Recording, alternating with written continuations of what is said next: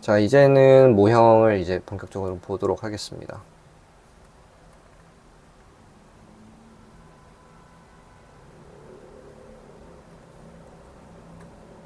자, 아까 말한 것들을 L형 섹터, 그러니까 조금 더 쉬운 조각들로 만든 다음에 조합을 한 상태 중에 하나입니다. 자, 이게 뭔지 하나 조금 더 구체적으로 설명해 드릴게요.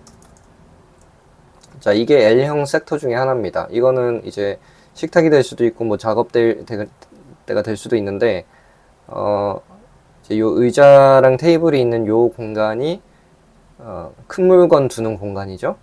그리고 요 반투명한 요 공간이 비워둬야 되는 공간이라고 이제 굳이 물리적으로 만들다 보니까 이렇게 한번 만들어 본 거예요. 자, 비워두어야 하는 공간의 속성이 하나가 있는데, 꽤 긍정적인 속성이 하나 있는데, 비워두어야 하는 공간은 다른 비워둬야 하는 공간이랑 겹칠 수가 있다. 자, 무슨 말이냐? 자, 요거 옷장 같은 거죠? 그 옷장이 지금 요 모델은 좀 덜 깊은 모델로 제가 만들긴 했지만, 붙박이장 같은 경우는 이제 600이나 700까지도 앞으로 튀어나와요. 그 감안해서 이제 땅이 조금 더 큰 거고, 여기까지 튀어나온다고 했을 때 이 정도는 그 확보를 해놔야 문도 열리고 사람도 지나간다라고 이제 계산을 했나 봐요. 자, 그러면은 요 공간은 서로 겹칠 수가 없어요. 이건 무조건 확보를 해야 되는데 이 공간은 겹칠 수가 있어요. 겹친다는 말은 그만큼 줄일 수가 있다는 건데 너무 당연하면서도 놀라운 점은 줄였는데도 불구하고 사용성에 아무런 지장을 안 준다. 자, 마주봤죠? 겹쳤죠? 아무런 지장을 안 줍니다. 공간을 줄였는데도 불구하고 사용 만족성이 그대로라는 것은 상당히 의미 있는 얘기거든요.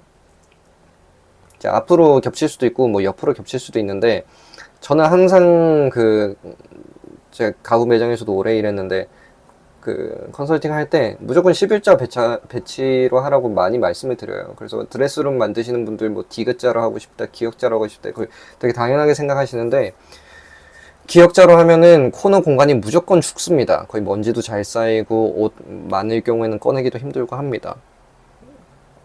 그래서 웬만하면은 좀 단조로워 보일지라도 11자로 하는 게 관리 차원에서는 훨씬 더 현실적입니다.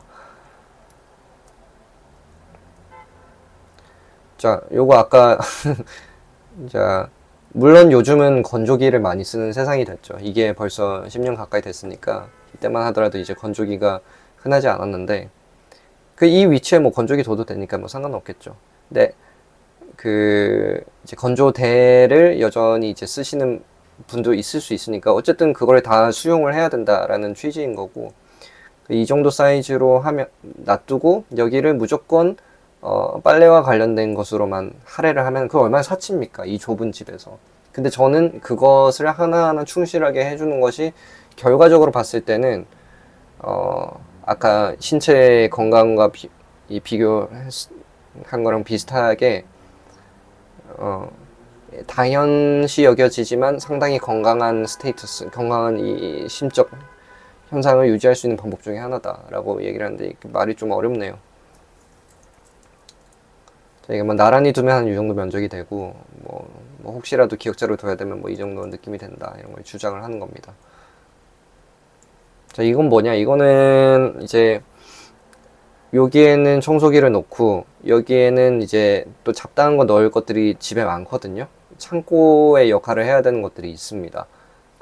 당장 안 쓰지만 버리지 않은 물건들이 있을 수도 있고 뭐 제품을 샀는데 박스를 둬야 되는 공간들이 있을 수도 있고 계절에 맞지 않아서 짱 박아둔 뭐 제습기, 가습기, 선풍기 같은 것들을 놔야 될 수도 있고 뭐가 될 수도 있는데 그런 공간들조차도 확보를 미리 해놔야 그걸 거기 두지. 안 그러면 지천에 널리거든요. 이거는 그래서 커튼도 이제 예시를 해놓은 건데 이제 이거는 보기 싫은 물건이 맞는 거니까 문이 달리든 커튼이 달리든 시각적으로 가려줄 필요가 있다. 이거는 이제 보일러랑 실외기가 한 곳에 있는 모습이고요. 이건 이제 침대죠. 침대도 이 좁은 앞쪽으로 비워둘 수도 있겠지만 그렇게 돼버리면 침대 양쪽으로 막히는 것을 허용을 한다는 말이거든요. 근데 그렇게 되면은 맨날 침대에 기어 올라가야 되고 또 이불이나 매트리스 교체할 때 힘들기 때문에 더군다나 침대 아래쪽의 수납을 제대로 활용하기가 어렵습니다. 그래서 침대는 옆으로 뚫어놓는 것을 디폴트 값으로 했고요. 이제 화장실 같은 경우도 L형 섹터로 굳이 나누자면은 세면기 섹터, 그 다음에 아무것도 없는 섹터, 이게 이제 화장대가 되든 뭐가 되든 요 정도는 필요하다라고 주장을 또 나름대로 하고 있었고, 그 다음에 변기 섹터, 샤워 섹터, 이렇게 하면은 최소 단위의 화장실이 아주 탄탄하게 된다 라는 주장을 하나 있었습니다. 그리고 변기 그 물탱크함 위쪽에는 사람이 일어서는 그 범위를 생각했을 때 앞으로 더 튀어나와도 되는 함이 생겨도 상관이 없어요. 그래서 여기에는 이제 변기 휴지를 수납을 할 수 있는 또 깊은 수납장을 좀 만들어 놨고요. 그러면은 마트에서 산 휴지 볼륨 그대로 수납을 할 수가 있습니다.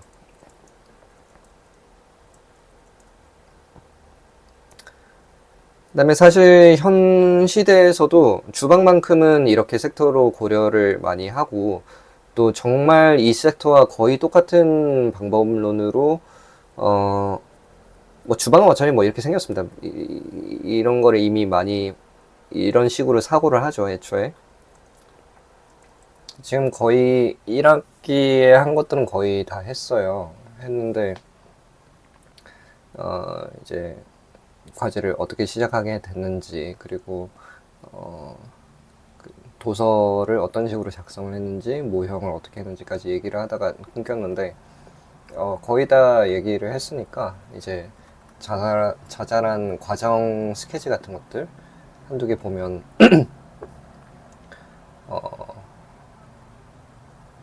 될 것 같습니다.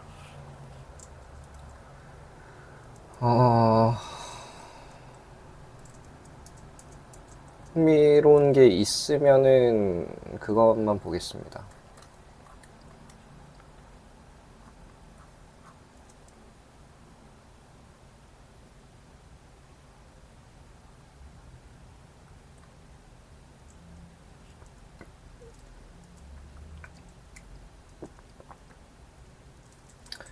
이건 그냥 아이디어 스케치인 것 같고, 여기 좀 더 있네요.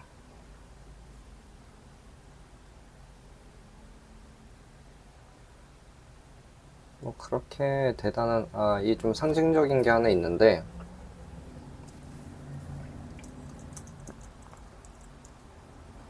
이 그림은 제가 좋아하고 또 친구들도 좋아해줬던 그림 중에 하나입니다.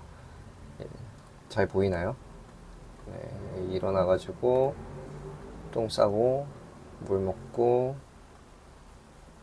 옷 갈아입고 양치하고 샤워하고 닦고 로션 같은 거 바르고 머리 말리고 옷 입고 정비하고 날씨에 맞춰서 옷 입고 가방 메고 신발 신고 날씨 확인하고 우산 같은 거 필요하면 챙겨서 가고, 이런 참 별거 아닌 것 같으면서도 이거 하나하나가 다 갖춰줘야지 이 집의 역할을 하기 때문에 이제 그런 것들을 좀 본 거고,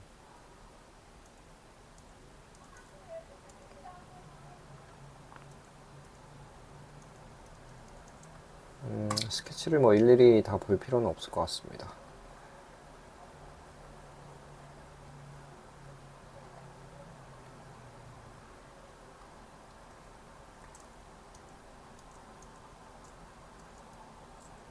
제 졸업 전시이고, 여기 잘은 보이지 않지만 이제 다른 테이블 위에 있는 것들은 건축학과 전시라 함은 이제 패널, 벽에 이제 설명문 같은 것들이 크게 걸려 있고 앞에 모형이 있고 이제 그게 끝인데, 저 같은 경우에는 모형이 독특하죠. L형 섹터를 아주 큼지막한, 이게 1대 10 사이즈밖에 안 되거든요. 그러니까 10분의 1 사이즈밖에 안 되는 모형을 졸전에 만든 사람이 과연 몇이나 될까? 그리고 건축학과라기보다는 좀 인테리어스러운 요소들로 사람들이 인지했던 것 같기도 하고, 뭐 그랬었던 과제 중에 하나입니다. 별로 그다지 할 얘기가 없네요. 이거 이후에는 오늘은 피곤해서 여기서 끊어야 될 것 같은데, 같은 주제로 그 2학기 때 논문을 써요.